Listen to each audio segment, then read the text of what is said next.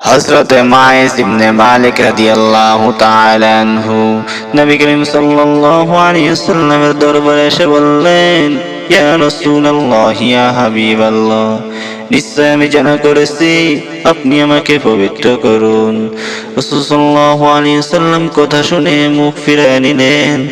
আবার রাসূল সাল্লাল্লাহু আলাইহি ওয়াসাল্লামের দরবারে যেয়ে বললেন, ইয়া রাসূলুল্লাহ, ইয়া হাবিবাল্লাহ, আমি জানা করে ফেলেছি আপনি আমাকে পবিত্র করুন। রাসূল সাল্লাল্লাহু আলাইহি ওয়াসাল্লাম তার কথা শুনে আবার মুখ ফিরিয়ে নিলেন। এভাবে তখন তিনি চারবার নিজে নিজে স্বীকারোক্তি দান করলেন। তখন রাসূল সাল্লাল্লাহু আলাইহি ওয়াসাল্লাম সাহাবীদেরকে আদেশ করলেন, ও আমার সাহাবীরা, তার উপরে সেনার হাত প্রয়োগ করো।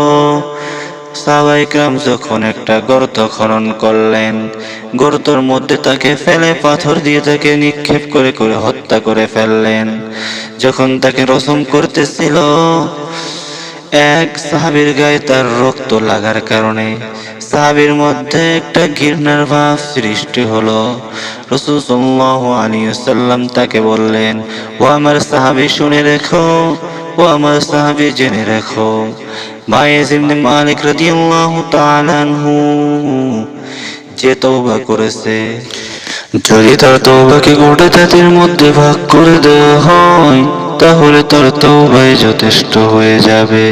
তিনি এতটা তওবা করেছেন, তিনি জানতেন দুনিয়ার আযাবের তুলনায় জাহান্নামের আযাব বড় ভয়াবহ। তিনি দুনিয়ার শাস্তিকে ভয় না পেয়ে জাহান্নামের শাস্তিকে ভয় পেয়ে রাসূল সাল্লাল্লাহু আলাইহি ওয়াসাল্লামের কাছে এসে তিনি পবিত্র হয়ে গেলেন। আল্লাহ রাব্বুল আলামিন তাকে সমস্ত গুনাহকে মাফ করে দিলেন।